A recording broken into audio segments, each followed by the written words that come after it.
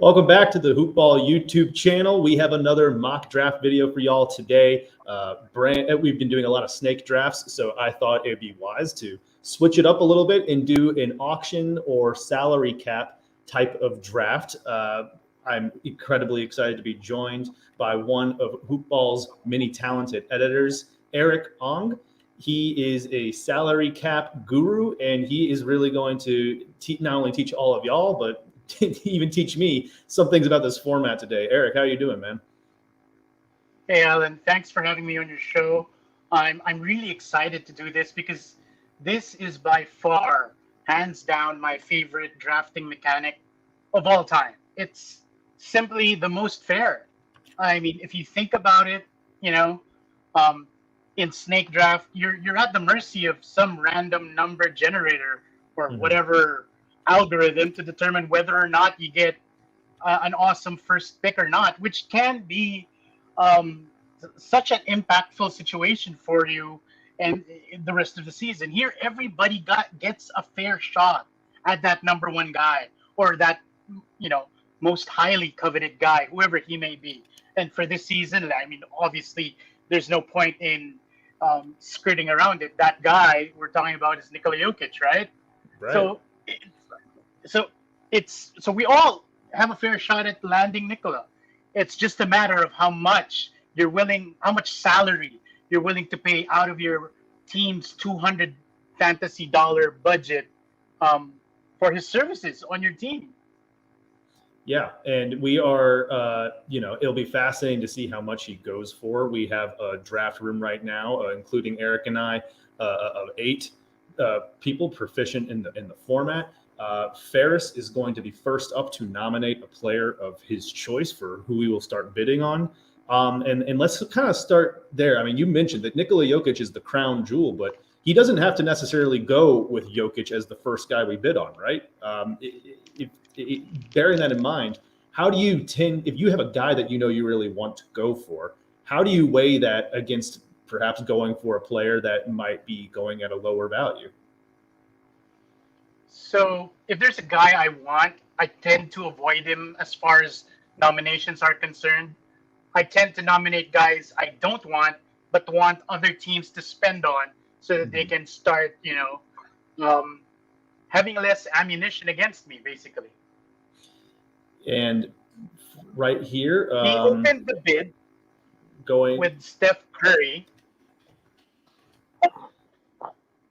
We are, Steph Curry going here at $48. Now pushing that bid up to $49. I was probably gonna throw one in there at $52. There, to me, Curry is I'd say that he is in a tier of his own this season with Nikola Jokic and James Harden. I'd say Jokic is ahead of those two, but Steph Curry to me is one of those 3 can't miss guys in 9-cat leagues. So where would you be hoping to get him if you were to just, I mean, in terms of value, where would you be expecting here? So in your interface, you can see how much he's projected to go. Right. And according to this, he's projected at 55. He's currently slightly above it, but the average is around 63, as you can see. So there's a discrepancy between what he's projected to have as far as salary value-wise and how much he's been going. And it looks like I won Steph Curry at 58. Which is below where he's been going typically. That's a pretty solid get for you. Okay, so and this is where I might as well share some pro tips. There is often this tendency that the first guy goes under because everybody's still feeling out the draft room. Interesting. Everybody's unsure of how high they should bid, to know how much money they should have left. So I effectively got him at a bargain. But let's say here, now that fantasy bench warmers have nominated Jokic, we should expect to see, people to bid a lot for him. So what I'm doing right now is every so often I'm upping the bid, keeping everyone honest, making sure they're not getting Jokic at a discount. Right. So I paid $58 for Curry. I'm not going to let them get Jokic at a cheaper value. So I'm going to up that bid. And if I happen to get Jokic at 58 or $60 myself, I'd be totally happy with that. How kick-ass would my team be if I did have at that point, you could really start kicking back at that point. Wait for us to get through a lot of these early picks, and you are just as set as you could possibly be. Probably the two best non-category leagues. So, and the bid has been won on Jokic. Need to find where the here we went 63, which is 63 quite to Ferris. It's reasonable. not bad. That's still pretty cheap considering that there's a demand. So my turn. I will. So that's interesting. You went with Trae Young. What? Because I don't want Trae Young. Right. So I was going to say, I want people to spend on Trae. I already have Curry, right? So I'm not going to spend on another, PG. But I want somebody to spend their fantasy dollars so that they'll have less ammunition when it comes to another player that I actually want. So I tend that's a strategy I tend to do. So I never nominate the guy I want. It's really this is a format that's just so fun to play with friends because you could just be really sadistic that way. And Trae going for $32, which seems to be rather fair given what we could expect from him this year. Would you consider that a bargain for Trae? That's okay. Given that this is a head-to-head, draft, right? Or this is a head-to-head draft, right? So you can come into the game, punting or whatever. And looks like somebody nominated Luka, and we should expect. All right, yeah. So we should expect this number to rise really quickly. Mm-hmm. I foresee it maybe hitting somewhere close to Curry, actually.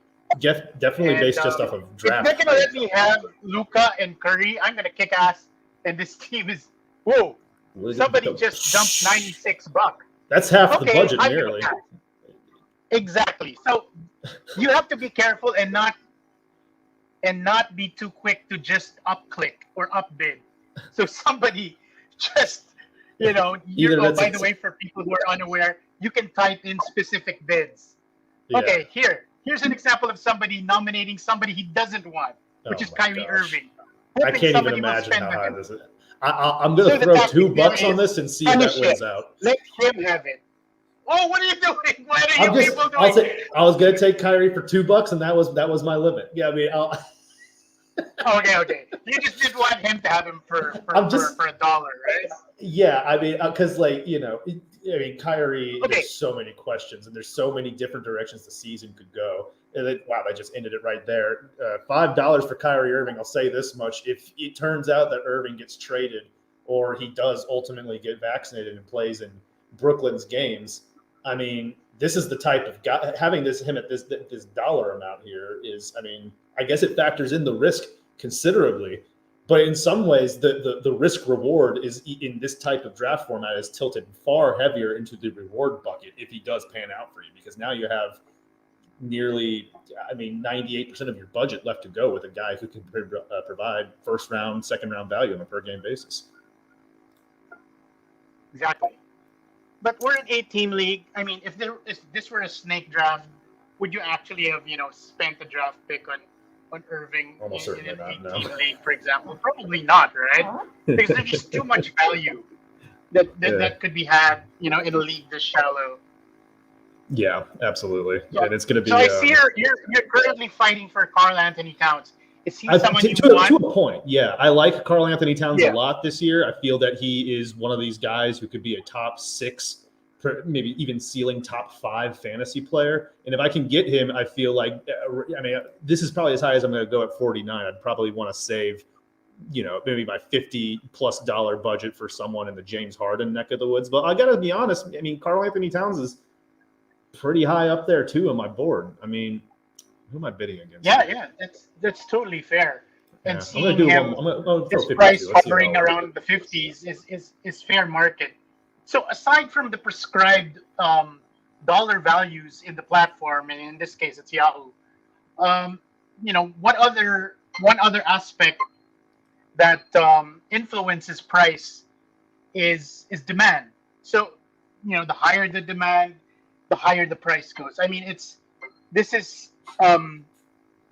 a a situation that is affected by market forces. So he's already currently clocking in at $55.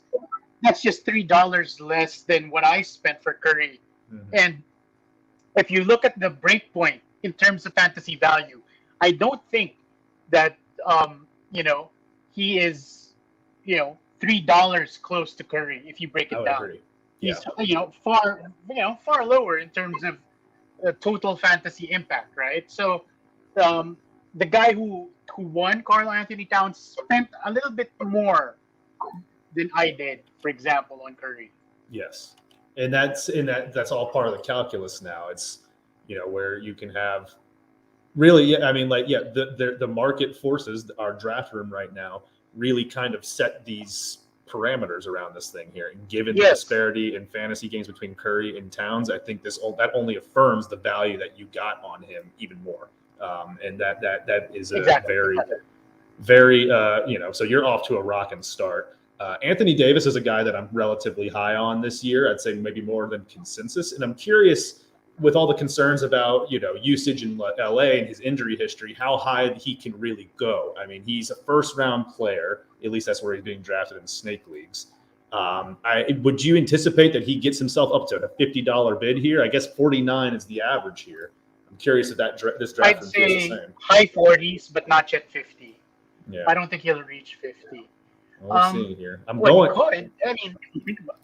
Yeah, well, we'll see. I'm noticing I'm in another bidding war with Fantasy Benchwarmer's throwing another dollar on there at 46. I'm willing to throw that up a little higher. I'm just so as someone who does a lot of snake drafts, I feel antsy in wanting to make sure I secure my guy. But there's also kind of an element that I'm seeing here where if everyone goes for a first round player before I do, and someone like James Harden continues to not be nominated, I'll be at an advantage to offer more money than someone else might be willing to, right?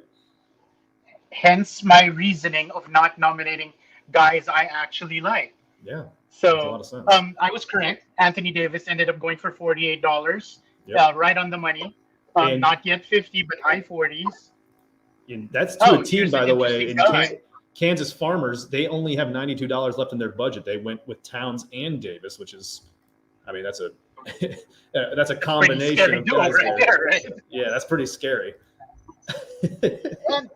And you wind up with scenarios and builds, team builds with salary cap drafts that you probably couldn't even fathom. That would be available to you in snake drafts. Yeah. Just that one pairing, for example, it's completely unheard of in a snake draft league without any trades taking place, right? Right. It's just like, yeah, the way that you assemble a team here is just going to look so foreign compared to just anyone who consumes mock drafts the way that probably, I mean, if you're subscribed to the Hoopball YouTube channel, which if you're not, you totally should be. Some great stuff going on over here.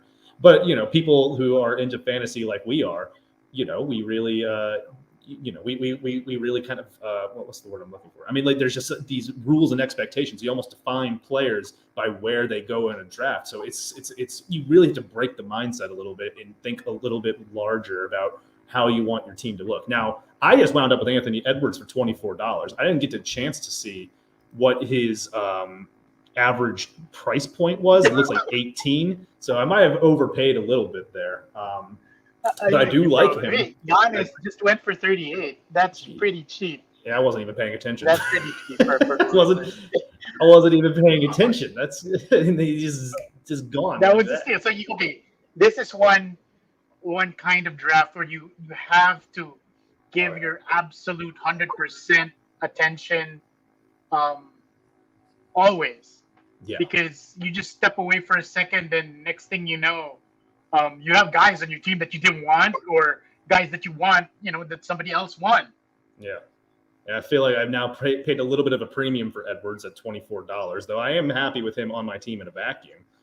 Paul George now up here on the clock, if you can even call it that. Yeah, going now up to $33. I think he definitely has first round potential on a per game basis. But I am a little concerned just about a combination of injury concerns with him in LA and also just kind of the wear and tear of being the primary option in that offense. I mean, how do you, I mean, let's just talk about just objectively in a 9-cat setting. What are your thoughts on George this season? Pretty much same as yours. I think that on a per game basis, yes, he will probably flirt with top 12 value. I wouldn't be too surprised if he did. But again, like you, I'm concerned with wear and tear. And for those who play head to head, would probably not want him because the Clippers have the single worst fantasy schedule for the playoffs, fantasy playoff schedule. So for me, that's an automatic downgrade for Paul George.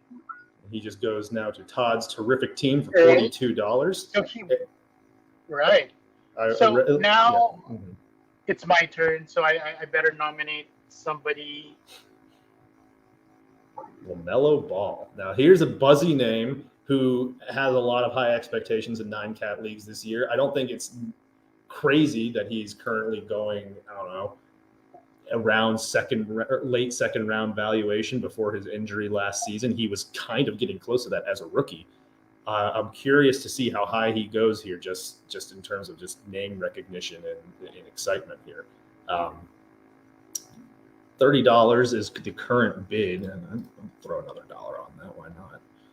I think that, I think LaMelo. Yeah, you oftentimes have to make sure also that you police the room, so to speak, and make sure nobody's getting guys too cheaply.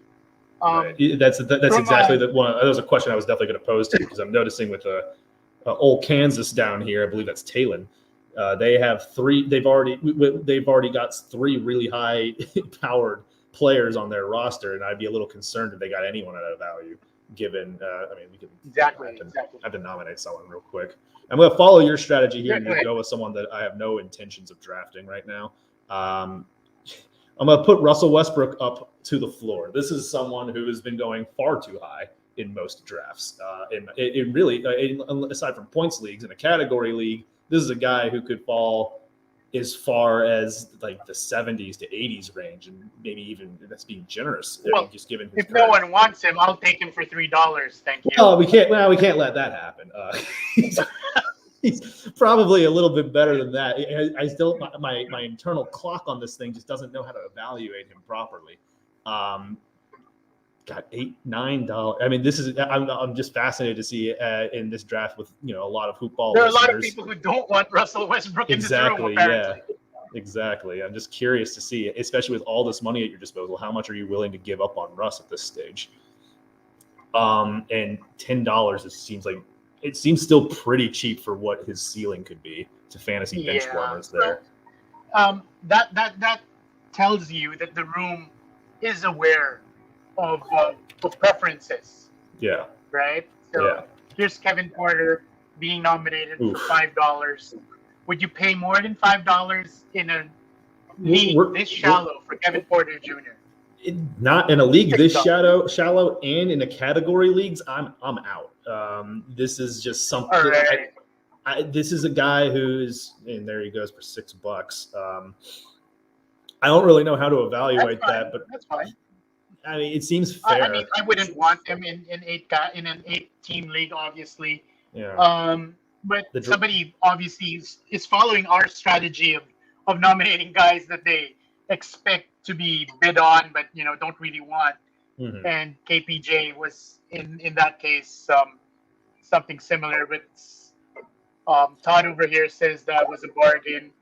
And here's the name that you were talking about. This is the name I was talking about. Debatably, this is a name, and now I'm a little afraid that you're going to use some of the knowledge that that knowledge to maybe hurt me a little bit on this one here. But we'll see, because this is a guy that I would absolutely be thrilled to build my team around. I think that Harden is.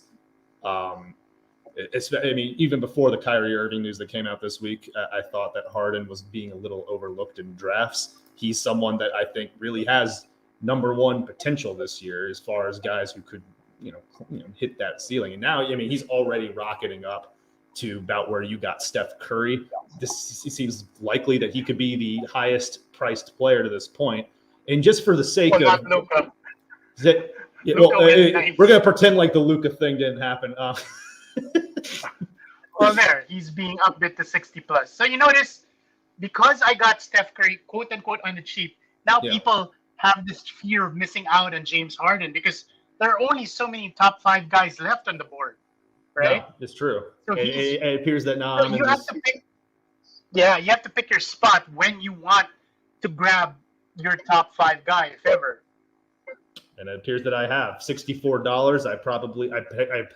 I paid a premium given, and you would say that given that you would agree with that sentiment that the fact that he was the best player on the board by a solid margin definitely would overprice him compared to where Curry was, where he was out the gate as the first guy on the board and people were more willing to save their money. I think you paid a little bit, in a vacuum, in a vacuum. You probably paid a little bit more than I would have, but that's fine because so the principle there is you quote unquote overpaid for Harden. The key now for you is later in the draft it's to get other guys on the cheap because at some point after all of us have been quote unquote overpaying for so many guys, we're gonna have to start backing out of bidding wars. So there will be bargain players out there. It's going to be fascinating to see when we get to that point. Yeah. From a philosophical standpoint, these auction or salary cap drafts are basically a balance of both greed and fear. How greedy are you to really want to get, versus the fear that you'll overpay or the fear of missing out, for example. Yeah. All of those, it's a really strong mental game if you think about it. No and doubt. How it's crazy how it can really blow your mind somehow that such a draft can end up getting really out of control and really wild. And I mean, we've already got some pretty wild teams. Once we get a little farther in, I'm going to pull some of them up on the live stream for people to take a look at. But I mean, we have Kansas down here with $83 left on their budget. They already have 4 players selected, whereas David has yet to spend any of his money, biding his time. It'll be interesting to see if that's something that comes to his benefit the farther in we go here. So now we are on Rudy Gobert, who I think is a pretty safe late second round guy in 9 category leagues this season. He is $23 seems like it'd be a bargain for someone of that skill level. It seems here on Yahoo's board, he's going at an average of $34. Now he's someone who doesn't really fit the build that I now have to kind of lean into with James Harden and Anthony Edwards on my squad. I'm curious. I mean, do you have 2 guys? You have 2 guys right now, right? So yeah, exactly. Yeah. You should start formulating on the fly what your plan is for your team. Yes, in that respect, I'm not sure if I would like Gobert in the fold, but I mean, if you have a punt build in your mind, I mean, at what point do you break that to go for value? Okay, there's no point in breaking strategy when it comes to salary cap drafts. So you create a plan, you create a build in mind at some point, and you run with it, because there will always be poorer man's alternatives to your top targets. Let's say I wanted to compete in blocks, and Gobert was one of the top guys I was eyeing, and I didn't win him for whatever reason. There will be a second best guy on my list, and I'm going to try to win him later. So I'm not at the mercy of sheer position that a snake draft would put me in. I can always fight for the guys I want, and it's just a matter of picking those battles and making sure I win them at the right time, because you can't win them all. That's another principle philosophically that people will have to understand. You can't win all the players you want. So I didn't want LeBron James, but here he is on my team for nearly half of what I paid for Anthony Edwards. Yeah, and that's not so bad actually at $13. That's for what I was LeBron. thinking. Like, I don't really hate the move. It's really cheap for LeBron James. I don't really like LeBron in a 9-cat head-to-head league, but I felt like I couldn't pass that up. So on some level, you've already offset some of the overspend, quote unquote, you did on Harden by getting LeBron cheaper. So on the overall balance of your $200 budget, you're pulling the needle towards value. And I just got Bam Adebayo for $18. How did that happen? Thank you very much. Oh my! Well, I was trying to click. I don't know what happened. I was like, this can't happen. You can't wind up with Bam for $18. This is. Oh, I'm upset now. I distracted you with conversation, probably. I'm sorry. I can't believe the rest of the room let that happen. Y'all let me down on that one. You mean we gotta be a unified. Hey, that's another rule that you'll have to keep in mind. You cannot count on other people to be the sheriff of the room. Oh, certainly you have to keep an eye out. Don't let bargain. I mean, I just got away with robbery right there. I mean, highway robbery. You might have just won the league. Yeah, right. So, and that's why I'm good at this game. I picked my spots. So I effectively, quote unquote, got Curry cheap, and I got Bam Adebayo cheap. Well, if any of y'all who are watching right now want to drop in the I didn't even get to see. There was a message that popped up on my screen. I tried. Someone verified that I tried to stop Erik from doing that, and I don't know what happened. That was kind of.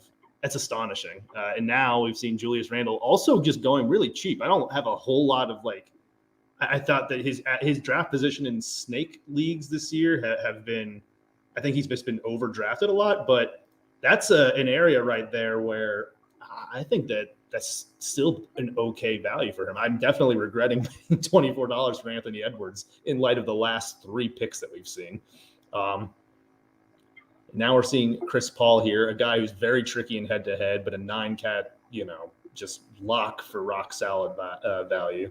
So someone who rightfully is going for higher margins than any of the guys that we just went over, except for Bam. Again, that might be the steal of the draft, going at $18. 21 for Chris Paul, though. I mean, there will be other steals, so don't worry. There will be a flow. You will notice. Yeah. There will be a run, then there will be a lull, and the trick is to get your guys at that lull.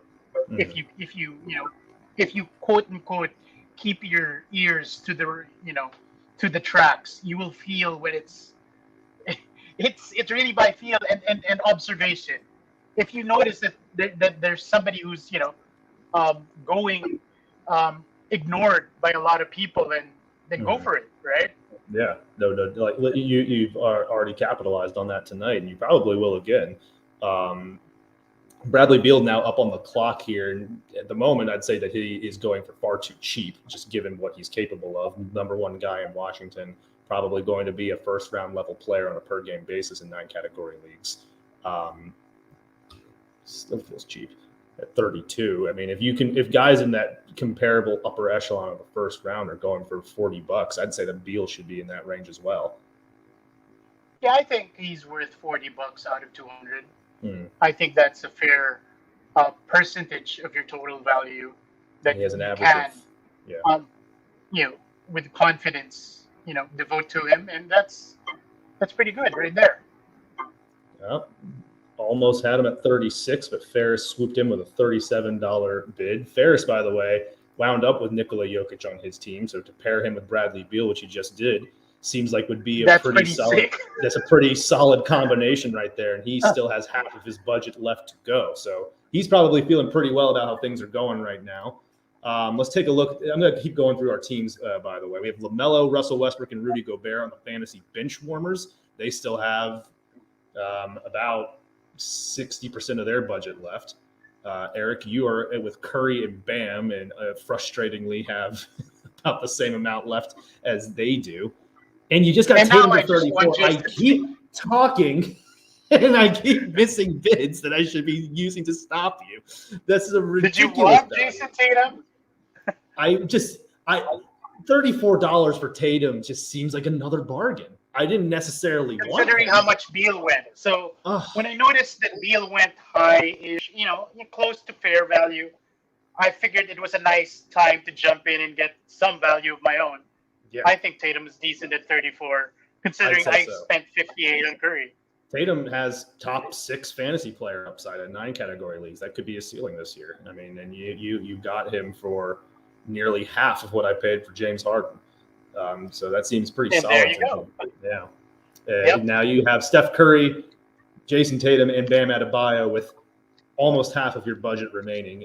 Thank God we're not putting any money on this, like real money.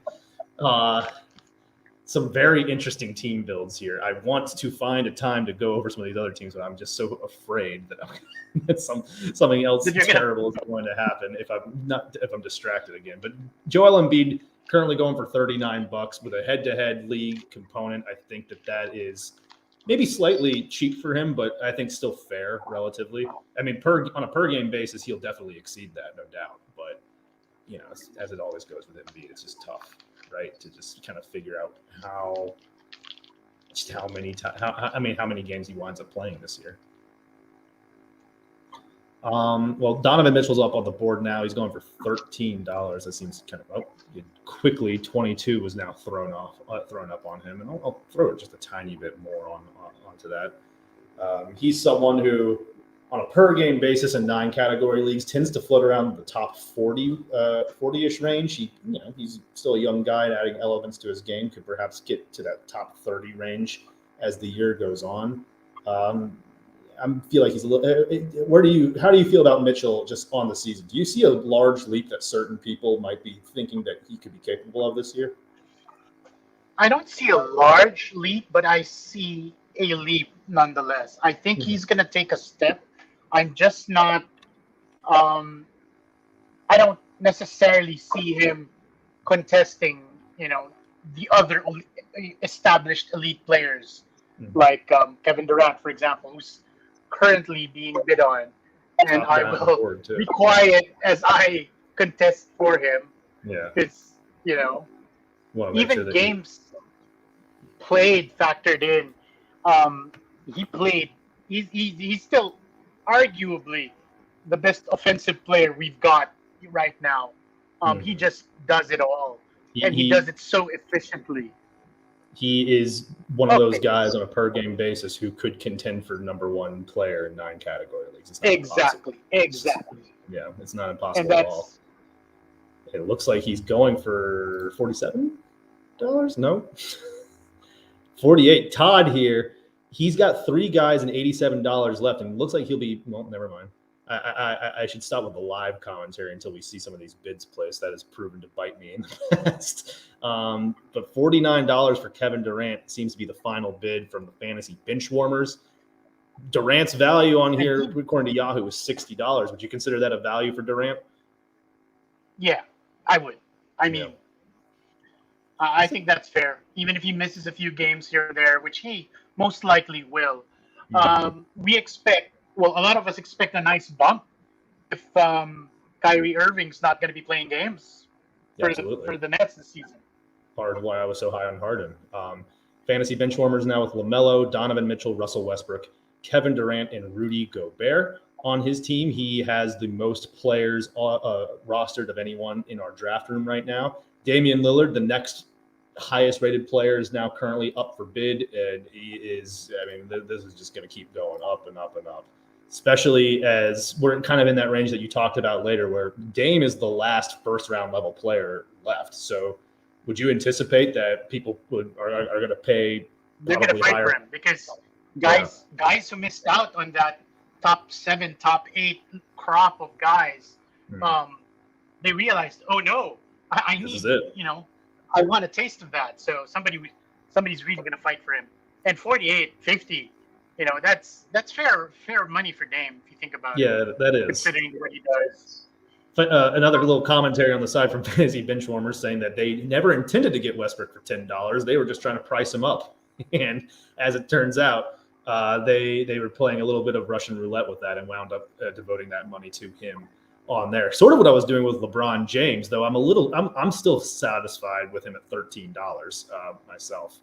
But that's just another interesting element of these types of draft formats that, it can come back to bite you if you, I don't know, try and play that game where you're policing the draft room, like you mentioned.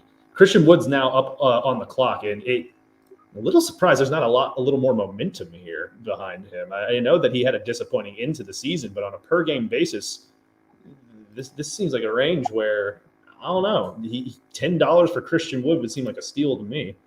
I'll keep riding this and see where it goes. So as long as you feel that way, it's okay to upbid, and as long as it's within your personal threshold of what you're willing to pay, just in case the guy you're in a bidding war against lets go, right? Yeah. So sometimes people just get tunnel vision and keep on clicking that offer. Mm-hmm. So the bid war can get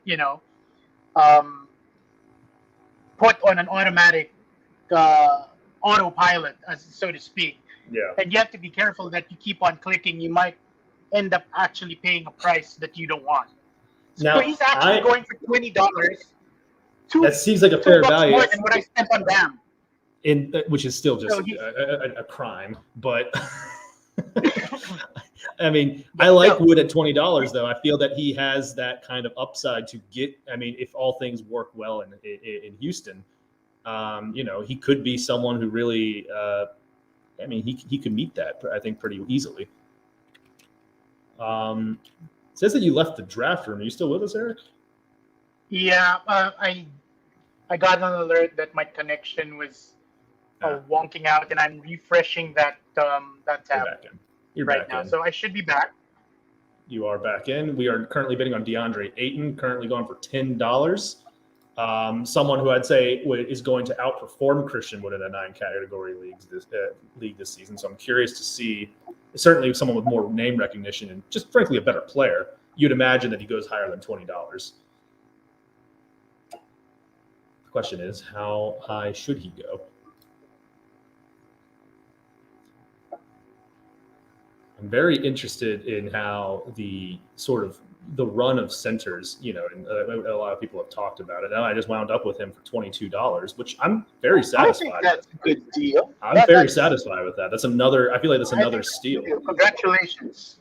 Yeah. That's a nice get right there. That's very. So now I have Harden, Anthony Edwards, LeBron James, and Deandre Ayton, 4 of my 13 players with $77 left to work with. So I do have to be a little careful, I feel like, going forward. But I feel so. Here's another question: how do you tend to balance your budget?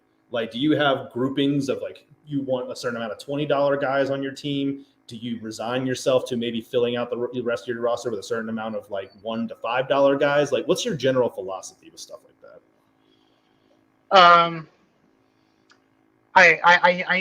I play by feel actually, and I listen to the pulse of the draft room, see where guys are going, and check the market vibe. But I've met some people who've actually mapped out ballpark budgets. Let's say I want to spend up to $70 for a top 5 guy, for example, and he's allotting 70 out of his $200 for that top 5 player, and so on. And I want, let's say, a second round player, and I'll allot this budget. So it's a budgeting kind of thing. Here's an example of somebody, throwing out Josh Giddey and somebody winning him for $4, something I wouldn't pay for in a league this shallow. Right, that's what I'm pretty sure I'm going to get somebody better than Giddey at $4 later on in the draft. You'll be surprised. And worth reminding too, like if we're in an 8-person league like this, the threshold for typically you don't want to draft anyone who you aren't guaranteeing is a top 100 player, probably even shallower than that in a league format like this, even though we have 13 roster spots. Giddey is someone who, there's plenty of question marks just about what kind of he seems to have a very fantasy-friendly game, but he's on a team in Oklahoma City in a head-to-head league in particular where I would have zero confidence drafting him this year if I were hoping to compete with him down the line. But, it's just one of those gray areas that we could totally be wrong about. He's a relative unknown as far as the draft prospects are concerned. So we're seeing Kristaps go here. He's bid up to $18. Porzingis is a guy who will beat that on a per game basis, but as in the head-to-head league, of course, the concern is those games played. I still feel like $20 is fair. I don't think personally I'd spend any more on him than that. What are your thoughts on Porzingis just this season, coming into it healthy, compared to the past couple of seasons? I think he's gonna do well. I think he's going to play a lot more games than most people are projecting him to. But then he's a constant injury risk because he is injury prone. I mean, it's just his physiology, him being a really tall, lanky kind of big man. Yeah. So we'll see. Let's bounce around a couple. Clint Capella is now up on the board. Probably not going to throw anything out there for him, especially not now, going for $15 from David. Let's bounce around to some of the teams we haven't talked about yet. I'm going to go down here to Thomas's team. He has Luka, Kevin Porter Jr., and Giannis. This is a punt, free throw, punt, turnover team into the sun. Those three do work very well together. The Giannis-Luka pairing in particular is going to be that's pretty potent. I'd say that my one criticism is that he's only got $60 left to work with. I mean, what are your thoughts on this particular set of players that he's assembled here? I think it's very interesting. I think he's committed to a certain strategy, and I'm looking forward to see how he rounds it out. The proof will be the proof of concept will be a matter of how well he rounds out his team. Yeah, this is definitely going to be build dependent, where at this point with these three at the volume that they're going to be taking and missing free throws, I mean, he's got to be, you can't really deviate much from that philosophy that he has saddled himself with. So now we have John Collins going here, and it appears, I thought that I was about to get him for $12. He's someone that I like in theory for the build that I've kind of rolling with, but I think I'm going to let him slide here for $13 to the fantasy bench warmers, who now is at 7 players with $22 left to work with. This is a fantastic roster from a 9-cat perspective. They have burned their money faster than anyone else. Do you feel that they, we're not here to criticize people, obviously, but how do you feel about this team that they've assembled here? Do you think that this was a strategy that was worth pursuing with now 6 players left that they have to fill out? I think it's fine. I think it's solid, because if there are guys that you're targeting anyway, and you're filling your roster with top 50 guys, it's fine. I mean, as long as you're getting quality value for the money you're paying for in terms of salary, it's all right. Because if he ends up filling his team with 13 slots with guys within the top 100, it's still doable, really. And he'll just, the thing is, in his case, he'll have a tougher time filling his remaining 6 slots, roster slots, compared to the rest of us when, we have the luxury of more money to spend, right? Right. And that's where things, he in a lot of ways, they are off the board in terms of just kind of that competing down the road. Now, Ferris just grabbed Jimmy Butler for $34. I think that's a steal just on what I expect from Butler on a per game basis. And reminder, this is the team that has Nikola Jokic and Bradley Beal already. They have $86 left on their budget. That is going to be a team to be reckoned with for sure. You've thrown Isaiah Stewart on the board, and this is a hype guy. Very appealing center in drafts this year. People have a lot of high expectations for Stewart. Did you throw Stewart on there because you don't want anything to do with him, or do you also like him? So I've never seen you throwing some bids out. I don't mind. I mean, okay, we're at the point when some people have spent some money. I like him, and if I win him at a certain threshold, I'm good with that. But then if I miss out on him, I'm good with that too. I'm still figuring out my team. Basically, my my build is still open, and it looks like you won him. So apparently, congratulations, right? $10 also feels relatively cheap for him. I don't really know what my build is going at the. I'll be honest.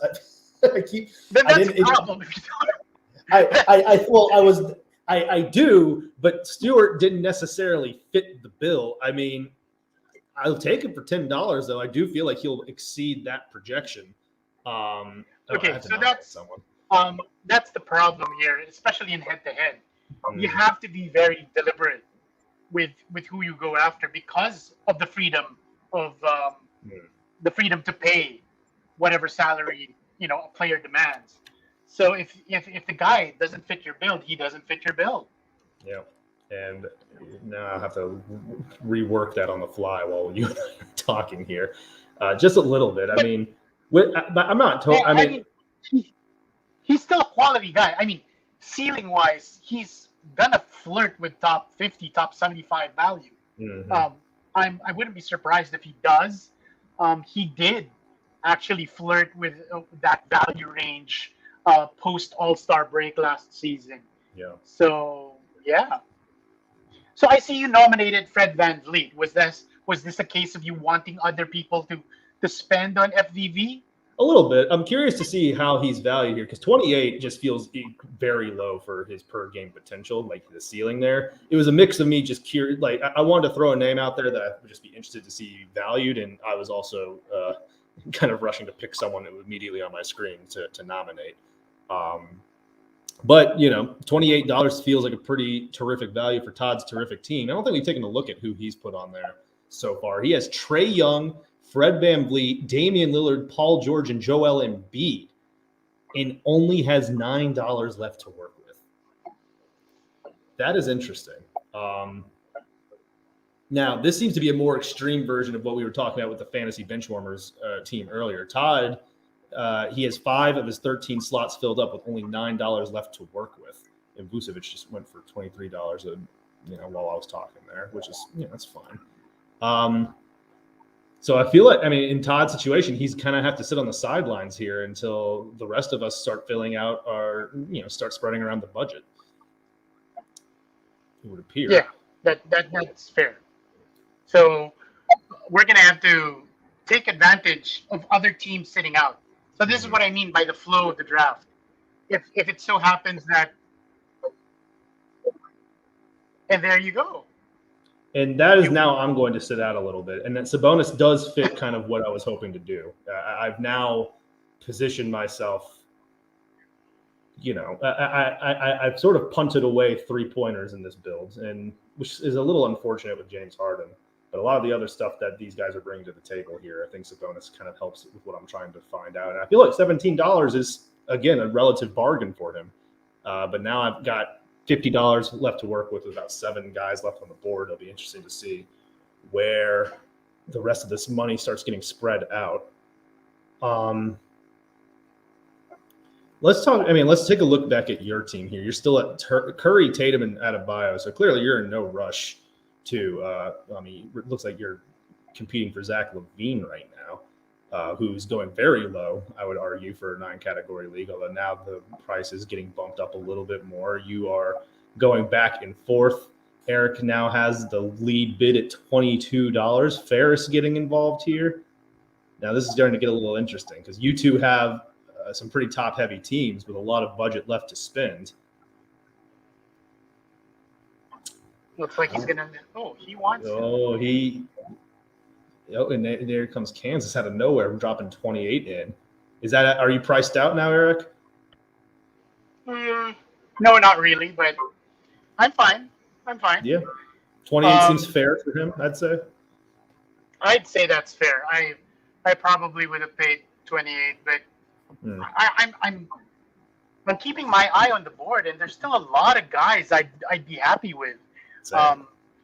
Trying to get them on the cheap, and if I get let's say somebody like Tobias Harris, for example, somewhere in the low 20s, I'd be happy with that too. He's currently up to 15. You and David have gone back and forth a little bit, and he's now settled on 17 as the bid.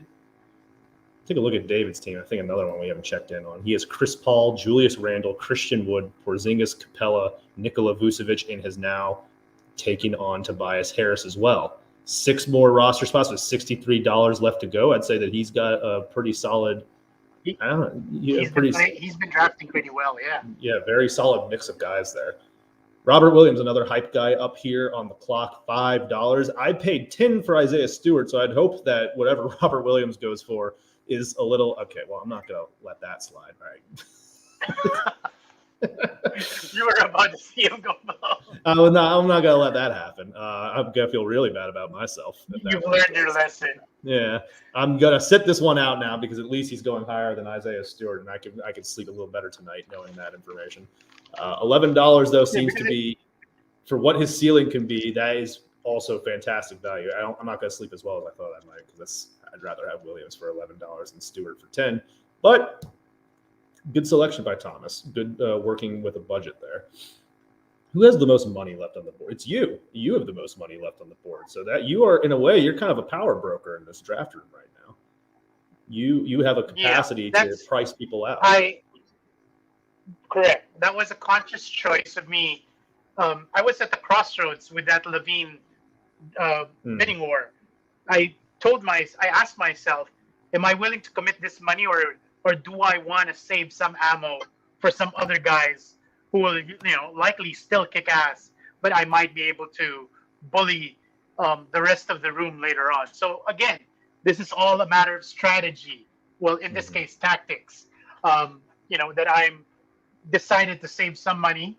Although I have a lot more roster slots to fill, there's still a lot of top 25, top 30 guys left on the board, right? Really, I'm looking at Michael Porter Jr. as someone who has a lot of. I'm very interested in who's still available.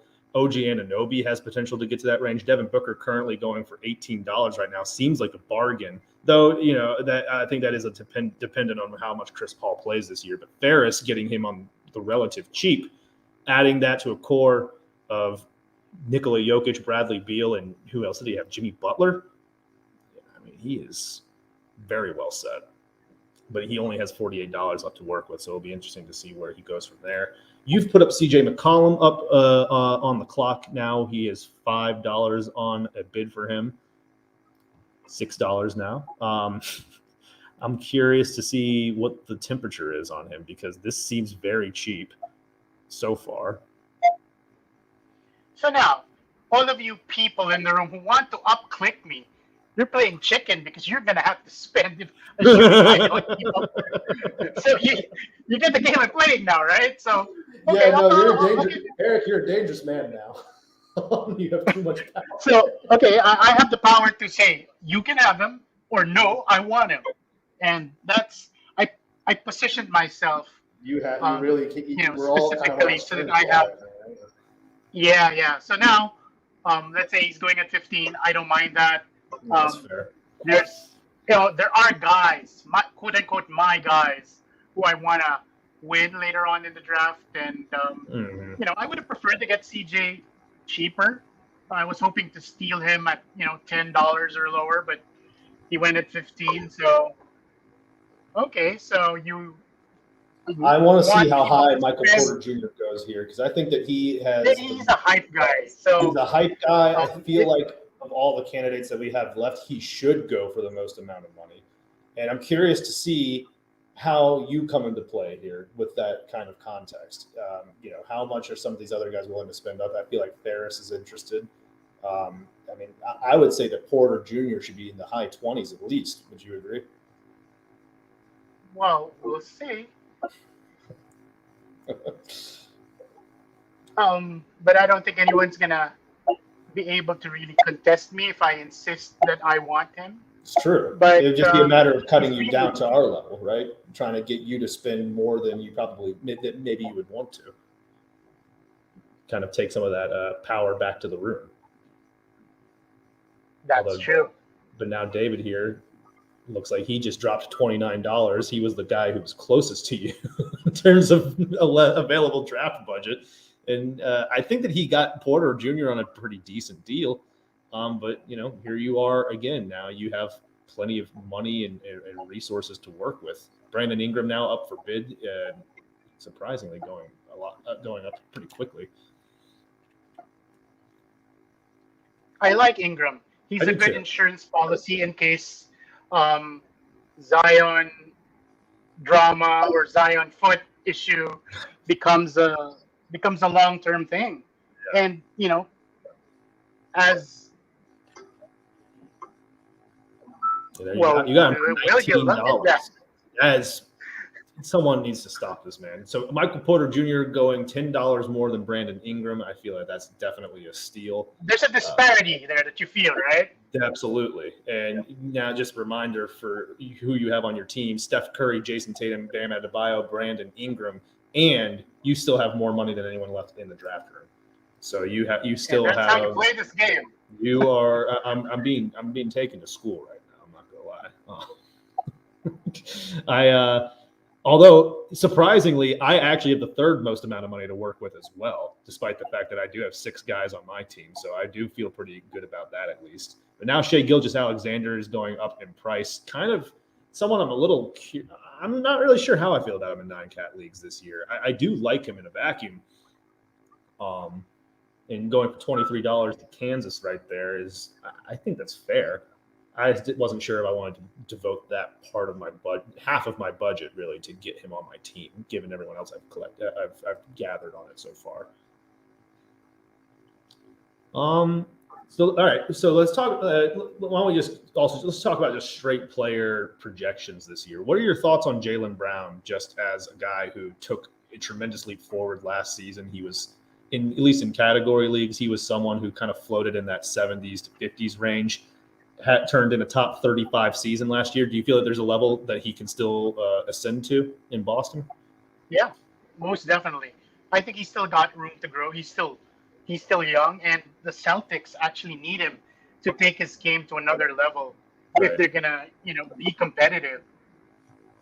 I mean, so in terms of just 9-cat, I mean, how would you project his ceiling long term? Is there a particular statistical category that you feel that he would need to improve in to raise his floor? I guess a realistic category. I'd like to see him shoot better free throws.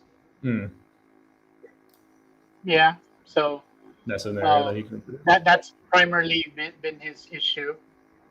You seem to be interested in him. A little bit. I felt that $15 was fair for him, given where the last 3 guys just went. Yeah. And I do have some money to work with, but I think I'm going to let it slide at this point here. I don't know if I want to spend any more. So David adds in. David continues to have the most players of anyone here. He has $17 left to work with. 9 out of 13 guys filled out. Chris Paul, Brown, Harris, Randle, Christian Wood, Porzingis, Clint Capella, Vucevic, and Michael Porter Jr. He has got a stacked team and still has enough money to mess around with and perhaps get another valuable player. Jaren Jackson Jr. is an interesting name. This just come into play here. He was not nominated by you. Is he someone that you are anticipating a breakout of sorts this season, or just if he can stay healthy? It's hard to throw the word anticipate with Jaren Jackson Jr. But at $11, I'll take him for sure. Come on, guys. What are we doing? Oh my God. I don't know. You're in the same room as I am, buddy. And you're letting me run away with Jaren Jackson Jr. at $11. And that's I'm stacked at forward with JJJ, Tatum, Ingram. Those are solid guys. No, you've had an incredibly stacked team for at good prices right now. I have to say. And that's the key to the game. I mean, if I didn't need to play out, for me, I'm having fun. Are you having fun already? I actually am having a lot of fun. I mean, granted, it's a game in itself. This draft. I mean, you're playing a game right now. Ooh, $9 for Miles Turner. That is great value in a 9-cat league. Oh, I got distracted. And that goes to Taylor's team here. Remember, Taylor is the team, by the way. He got Kyrie Irving for $5 early on and Josh Giddey for $4. Zach LaVine, Anthony Davis, Zion, Karl Anthony Towns, Turner, and Shai Gilgeous-Alexander. This man's going to boat race us and block shots, that's for sure. Among other things, he's got a very interesting collection of guys on his roster right now. Darren Fox is now up on the board. He's going for 9 right now. That's currently the highest bid, with now up to 10. 10. But that's, 11. I'd say that's fair. I wouldn't mind owning him below $15. That's already a steal in my book. Yeah, I would agree with that. And I like kind of let's see if he goes any higher than this. Price is David out, who only has $17. And there you go. You have far less competition now than you did earlier. Yeah, I got $15. Darren Fox. I got Darren Fox You in the got him fold. for $4 more than I spent on JJJ, for example.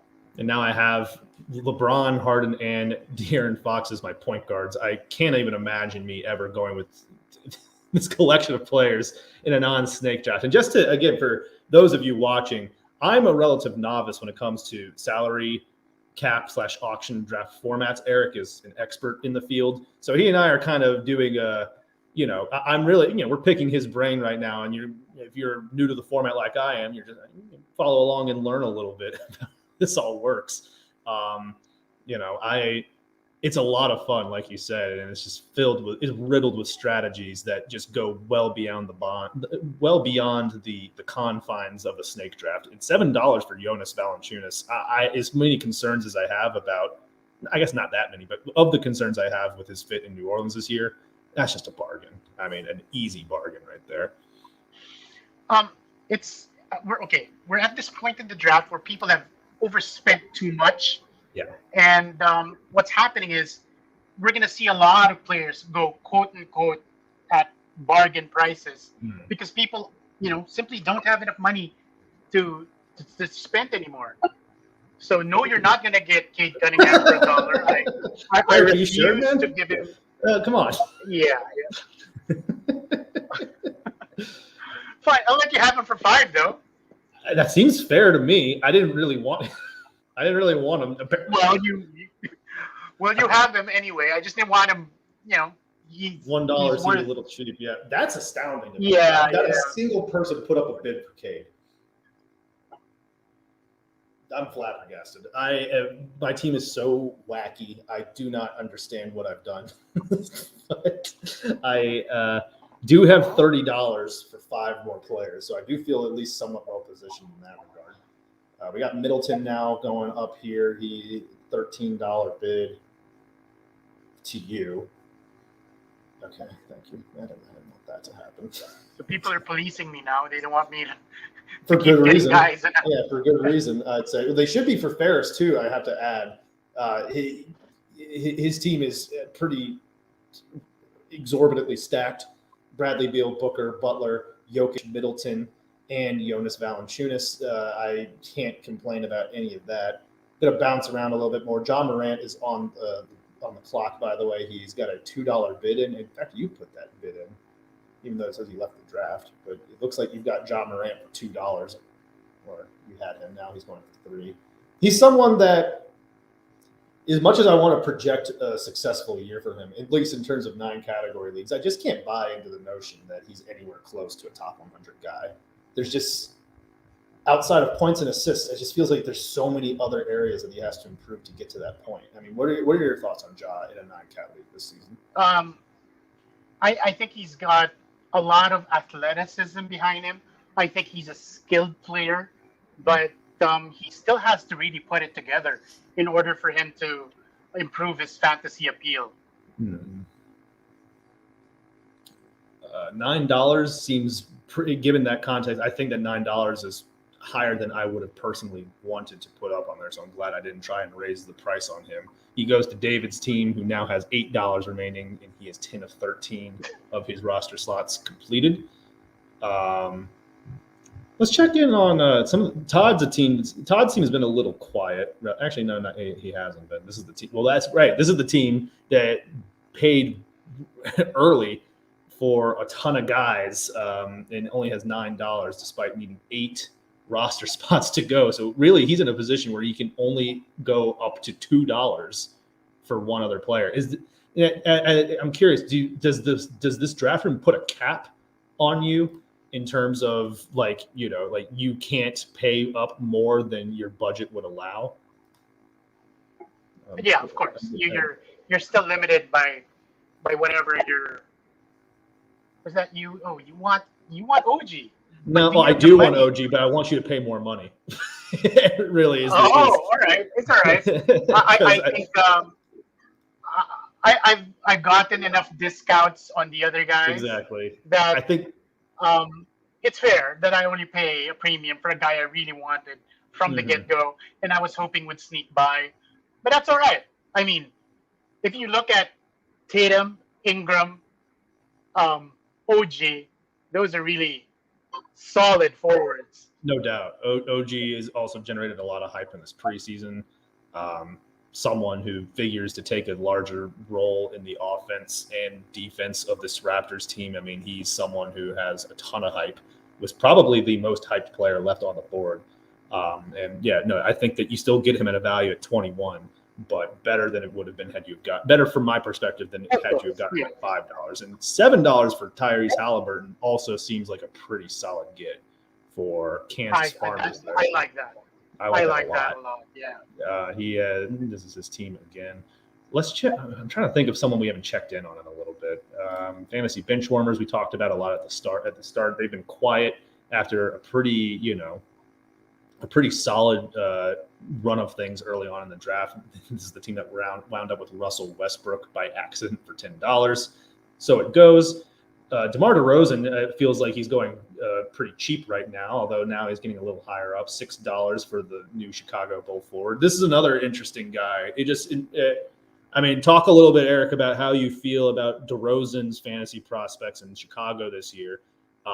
Do you feel that he's the one of those big four that's set to lose out the most, or is there another guy that you're perhaps a little more concerned about? I think that he will take a hit. Hmm. As far as his assists numbers going down because they were at an all-time high last season. Mm-hmm. And considering he doesn't shoot threes much. That was one of the best ways that he could have rounded out his game. Right. So, wait, let me just nominate somebody.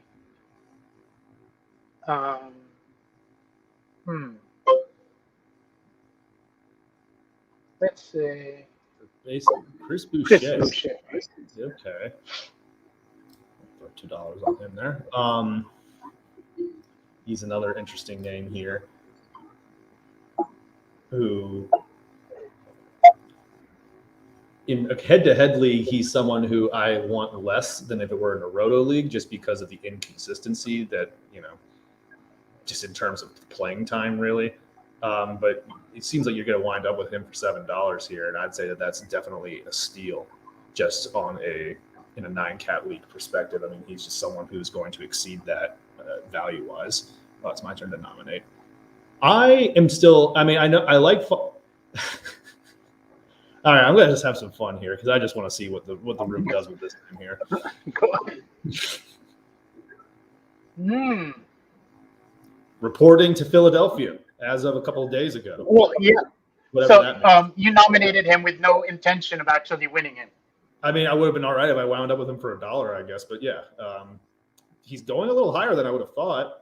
Honestly, I figured for at $6, he's making my $7 Boucher look better with every minute, right? Absolutely, he's now valued the same that you just got Boucher for. And look, I'm totally fine with Simmons in a 9-cat league. He could be, depending on the situation he's traded to, he could be a 5th round, 4th round type of player. He's not my cup of tea, but I think as long as he's still in Philadelphia, though, it's either he's playing and he's checked out, and I don't think that's a guy you want on your team, or he's just sitting out with some nebulous injury or something. So a definite risk in a head-to-head league. $7 again for him and Boucher. It feels like you got the better end of that one. So now you are bidding you're in a bidding war of sorts for Drew Holiday. He is probably the priciest player left on the board. He is going for $14 to the fantasy bench warmers. It appears that is no. I was going to say that you were tapped out, but you decided to throw another one on there. Erik's team, by the way, for those of you who need a refresher here, adding Holiday is good for anyone's squad. He pairs perfectly with Steph Curry, probably the two most efficient guards in all of fantasy, at least point guards, that is. So The rich get richer. I think $15 is pretty fair value for Drew. You are, like you were telling me earlier, you're correct that you start seeing these values really become more and more apparent as people have less money to work with and are less willing to part with it, with certain guys still on the board. Was he someone that you explicitly wanted, Drew? Like, was that someone you were saving some of that budget for? No, not really. But that was fine. That's an example of a pure value play.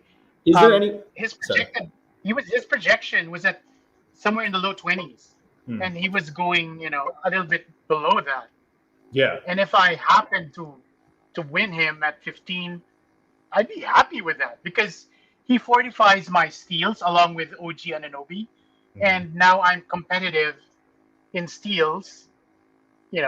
If I happen to get him, right? Yeah, no doubt. And now you and I have been competing for Rashaan Holmes here, someone who is really going to fortify, or was going to fortify, the rest of my center spot until Erik threw another dollar there. Yeah, which I'm going to have to. I don't want you winding up with Holmes. I think thank you. That's fine. I think Bam Adebayo is already. You've done enough. And I've done enough damage. Is there anyone on the board that you specifically have your eyes set on, kind of waiting for, like to kind of make a big push? Or is it still just a few more guys? Oh, okay. Holiday was a bit of a slip up in the sense that I went for a value play, but prior to winning Holiday, I was intending on punting assists. But he now opens up that again for me because between him, Curry, Tatum, who passes well, Adebayo, who passes well, Ingram, who actually has 4 assists per game, it's opened up. But I don't think I'm going to be competitive in assists, so I'm still more on the punt assists category build, so I don't mind. But I pretty much got the big men who shoot good free throws, which was one thing I wanted to be sure I had on my team in a league this shallow, and I achieved that with guys like Jaren Jackson, Adebayo, etc. And between Curry and Tatum, I'm pretty sure that's enough free throw impact swing that I can make sure I'm very competitive in free throw shooting. So now we have Lonzo up on the board here. He is currently at price is rising on him a little quicker than some of these other guys, and for good reason. He's someone who who understandably has a higher level of interest in Chicago than he might have in New Orleans. It seems like it's an organization that he'd fit better with on the floor. I would anticipate he's going around the 50s in the snake draft on Yahoo, and on here, for $12, I'd say that's. I don't know. How do you feel about him right there at this juncture of the draft for that much money? I think that's okay. I mean, I think that the Bulls are going to surprise a lot of people this season. I think that there were some concerns about chemistry, fit, etc., as you mentioned. But I think that they're going to do pretty well. I think they're going to exceed expectations. There will be some rocky patches, that's for sure, as they feel each other out. But I think that the system that the coach is going for is going to fit the players pretty well. Let's see. Derek White for $4. Another guy who has a lot of hype this year, a lot of usage coming his way. Seems like a relative bargain, especially for David's team there, who, I mean, frankly, he was, Mo Bamba, who put him up? This seems like the kind of guy who, I mean, I can't, in an 8-team league, it seems like he wouldn't have that much value. I mean, he could potentially if you. Well, I'm not going to bid. Yeah, I just didn't want him to get him $1. So fair. And now he goes for $3. After Derek White goes for $4, I'd say that if that's where the market's at, I'd say that's probably an overspend for Bamba in a league this shallow. He has some upside, certainly, but there's so many questions in Orlando. So many guys, like Wendell Carter Jr. in particular, like those two are in a timeshare. Even if you put them on the floor together at certain points, you have Chuma Okeke and Jonathan Isaac. Like there's just too many guys in the mix for me to feel confident one way or the other. Now, you threw up a buzzy name, rookie Evan Mobley here. Kind of similar to how when I threw up Kate Cunningham, I was curious to see to gauge that level of interest. And Todd's terrific team, who has not drafted someone in a hot minute, now adds his sixth player to join Trey, Red Van Vliet, Lillard, George, and Joel Embiid. A very oh wait, I gotta nominate someone. Who would I like to nominate here? I want to keep getting some money off the board here. I'm going to throw up DeJounte Murray, who is another guy who I imagine has a lot of hype this draft season.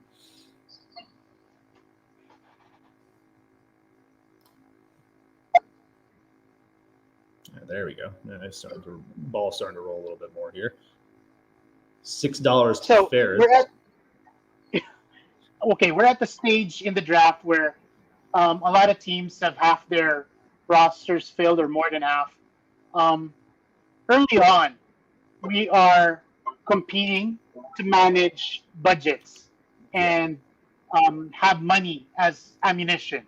Mm-hmm. At some point, we transition to using roster slots as ammunition. At some point, people will fill their roster slots quickly, some more than others. And once they're out of the equation, there will be less competition. And that's something that's worth managing in a draft as well, and something to take into account, and something you have to watch out for. So, but like I said, if you're going to fill your team with guys you like, right. It's all good. Yeah, no doubt. And I feel like I have to this point, even if the pieces fit together a little jankier than I would have liked. Darius Garland for $4. So we're at a stage now where everyone's going for below $10. I think the last guy who went above 10 was Lonzo at 12. Darius Garland at 4 seems like a value compared to where his potential could be this year. Granted, Garland has never really met in his first two seasons, has never actually gotten to that stage in a 9-cat league where I think people are projecting him this year. He's someone I'm a little unsure about. Do you feel that this is a year where Garland can become a top 50 9-category league player, or do you think that hype is a little too ahead of itself? That's a bit too high, as far as I'm concerned. I do expect him to improve, but if you think about it, the Cavs don't look very clear as to where they're going. I mean, just this offseason, we heard some chatter about Colin Sexton maybe being on the block and so on and so forth. The question being is, what are they trying to achieve as an organization? And where does Darius Garland fit in that overall plan? I think that he's somebody they want to keep because he's a good passing guard, and they're going to need his playmaking skills to maximize guys like Mobley, guys like Lowry Markkinen, for example. So I think he'll improve, but it's a bit crowded there. There are a lot of hands that want to touch that ball. Yeah, and I mean, do you anticipate? Colin Sexton was involved in a lot of trade rumors in this offseason. Nothing ever materialized on that front. Do you think that that's still something that the organization would ultimately kind of make a move on to pivot away from the build that they've got now? It's hard to tell, given the Cavs. I mean, this is a weird organization that, that traded for Lowry Markkinen in a sign and trade deal. Wherein they, right after drafting somebody, Evan Mobley, who's clearly a very talented big man in his own right, clogging that front court situation. I don't really know what's going on or what their plan is. So they're a bit of a mess as far as I'm concerned, and it's caused me to stay away. I don't have that many Cavs players on my fantasy teams. Nor do I. And for similar reasons, you and I have, I think, pretty valid concerns. Just about the fit of all these guys and just the direction of the team as well. I didn't necessarily mean to throw a bid on Pascal Siakam, but I got to be honest, for $3, I feel like I'm still the risk of his injury is pretty well mitigated. this. And I feel much more confident now, kind of going after. Well, let's see here. What are we gonna do here, Erik? Well, you can have them. Okay, cool. Yeah, I got enough money to play with. I only have 2 more roster spots to fill, and McCall was someone I really wanted to round out my roster with. Now that I have Siakam in the fold too, I'm feeling a lot better. I don't know. I've got $8 left to play with for 2 more spots. $4 players in an 8-team league. I mean, there's some guys on the board right now that I could see, paying up for. And I see that you priced me at a Terry Rozier immediatly. Is this someone that was strategic? Yeah, I want Terry. I can tell. No one put a bid in. I think that's the first time we've seen someone nominate someone and no one place a bid in this draft. That was very interesting.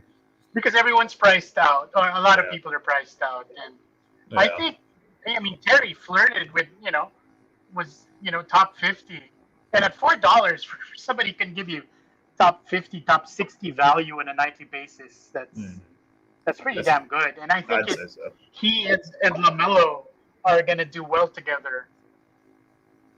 Terry Rozier's role is relatively just secure. I mean, he's someone who he surprised a lot of us with a top 40 season in 9-cat last year? It was very close to that. Something like that, right? So yeah, I think that was a good deal. I think you got a great deal on him there. And Kyle Lowry, similarly, I mean, I have my questions about Lowry just in a brand new environment, but $3 seems like it seems like you've got a lot going well for you there with a bid like that. It's just the fact that we're playing with 8 teams too, which is mentioned by Talon here in the draft, is nice to be able to assemble a team that you really like with this type of format. And I definitely know that now with this whole draft kind of in the books, where I went a little too aggressive in terms of where I was spending, it becomes far more apparent in this type of format. But yeah, now we are at Malcolm Brogdon. He has a $3 bid on him. I imagine that's going to hold for Thomas's team. None of us are completed our rosters yet, though. David is 1 player away. I am 2. Kansas, which is Talon's team, he is also 2 players away. Meanwhile, Todd down here, this is the team that sort of capped out with a bunch of first-round players early on, has more than half their roster left to go and still has $7. So they're going to be kind of hoping for these $1 bids to round things out. Yeah, that's for sure. Yeah.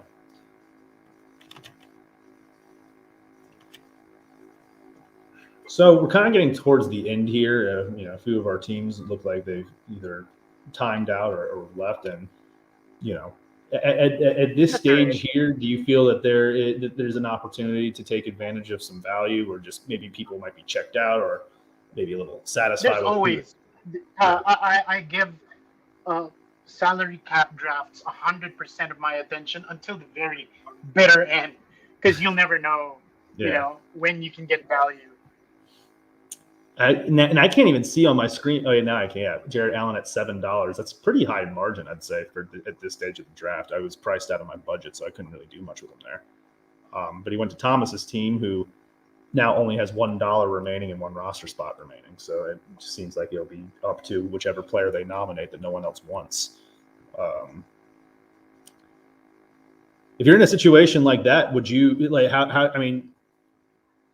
do you just kind of have to keep nominating someone until ultimately, do you target someone that you want in that scenario? Now you do, because people don't have budgets. People don't have rosters slots to compete against you. And you basically, if there's somebody you want, go for it. I want to go back and forth a little bit on some of just objective player values this year. And in particular, scrolling across my screen, Miles Bridges and PJ Washington are 2 guys that I've gotten a lot of questions about in Charlotte this season. Do you feel that one has an edge? Do you feel more confident about one in a 9-cat league this year, or is there a mix of apprehension with both, optimism? I mean, what's your take on the front court situation and with those 2 in particular? Okay, I'm currently in the ongoing 30 deep experts league that I play in with Brewski, Panda, Dan, etc., and all of these other big guys. I was at a spot where I was choosing between Miles and PJ Washington, and I could only take one. Mm-hmm. I took Miles over PJ. Interesting. So, and this is a redraft league, right? I mean it's a 30 deep redraft. So we're 30 teams with something like 11 or 12 rosters slots to fill, so it goes really deep. Right. So I went for Miles.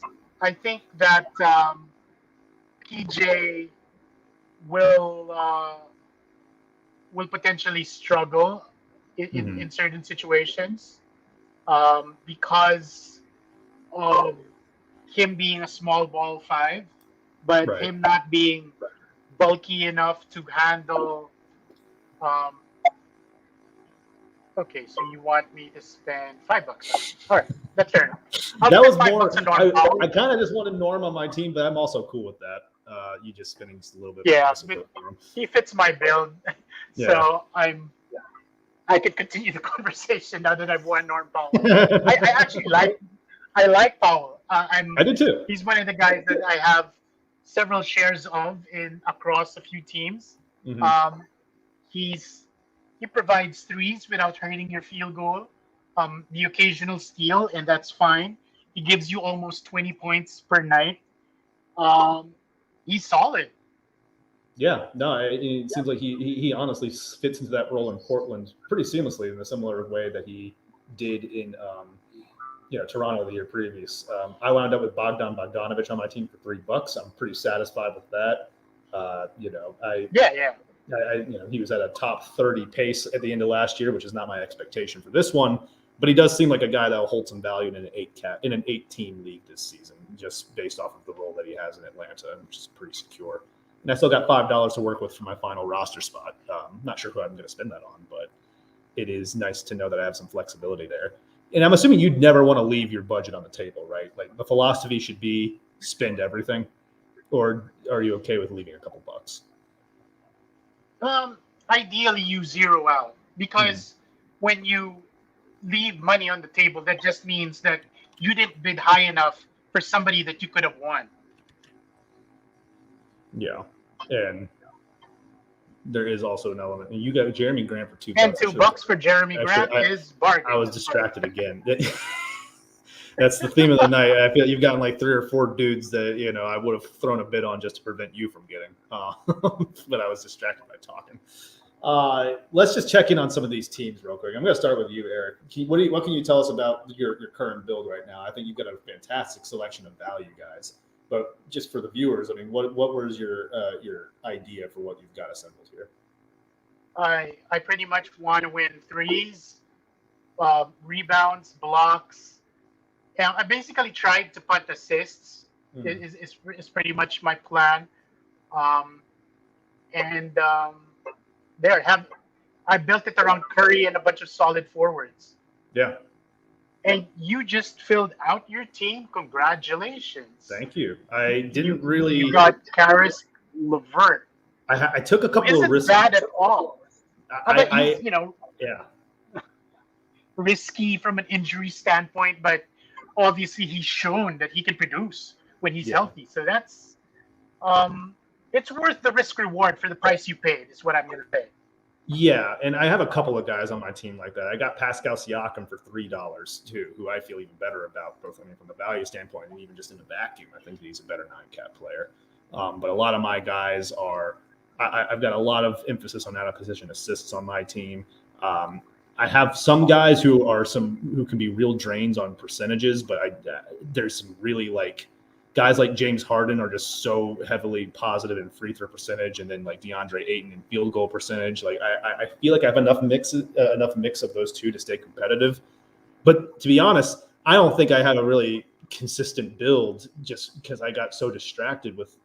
Again, I'm a novice at this. Just the values but finding out with players I didn't. All in good fun, buddy. All in good fun. Yeah, It's just this is such a fun way to draft, and clearly one that relies on experience and, like you've mentioned previously, just intense focus. You if you make a mistake, it's a lot easier to make a mistake in a draft format like this than in a snake draft. Yeah. I think your team turned out really well in the end. I like it. I mean, it's looking pretty sharp. It's just kind of a jumbled mess in some respects, in terms of but it's a fun team. In the end. It's a fun team. Yeah, it's a fun team, that's for sure. Let's take a look at some of these other teams here. Ferris up at the top. He was he was the team with Nikola Jokic, Beal, and Butler. Some of these other guys that he's added throughout the night: Darius Garland, Yusuf Nurkic, and Jonas Valanciunas, Chris Middleton, Hayward, and Kemba Walker.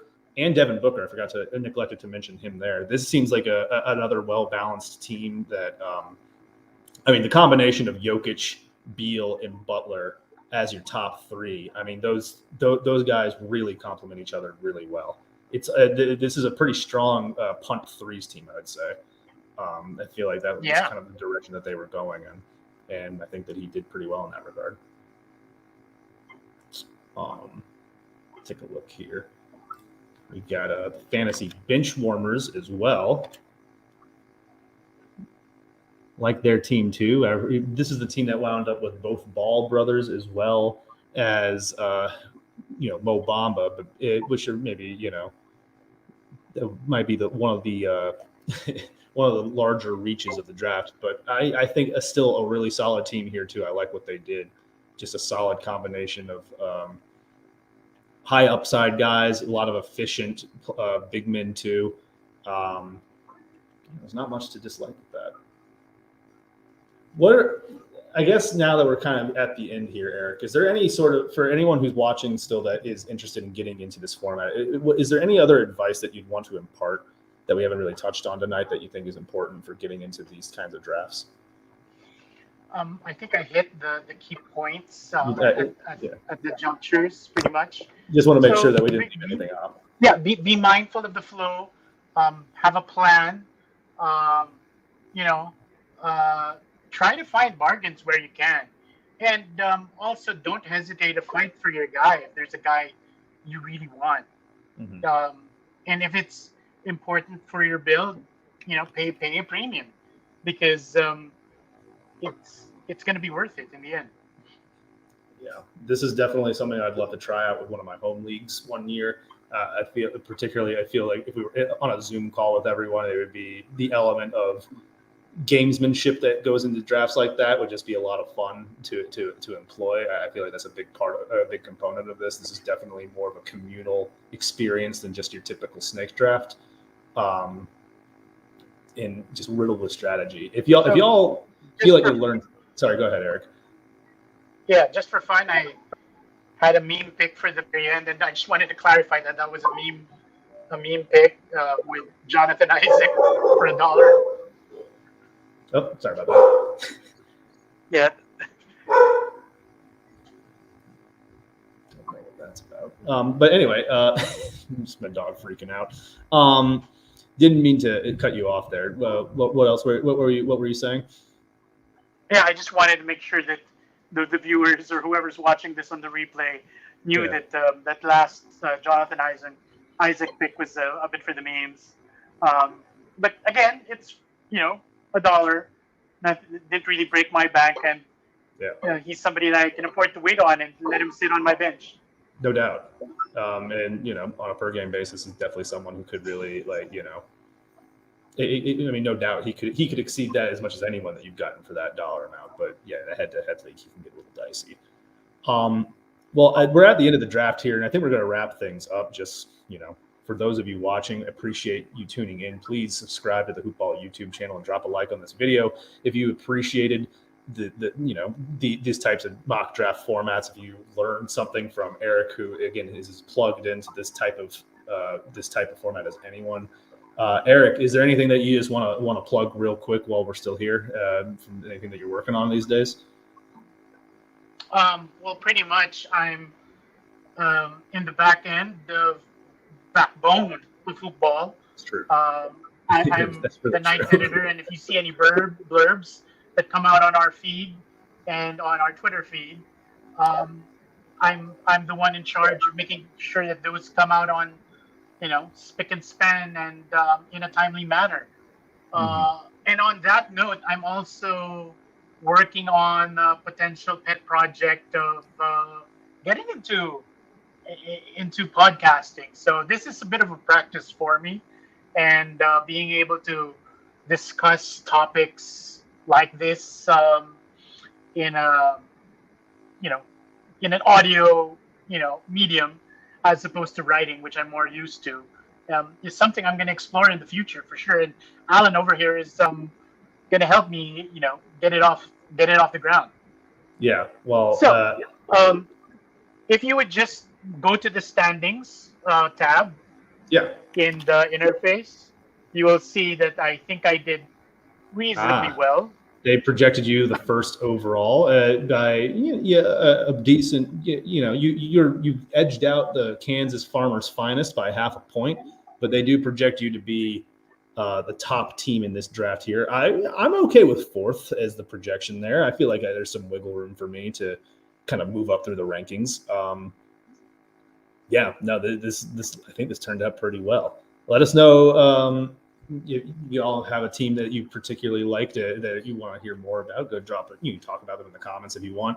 But here are the final results, and predictably, Erik kind of won the day in that respect. So it looks like you lead the league in threes.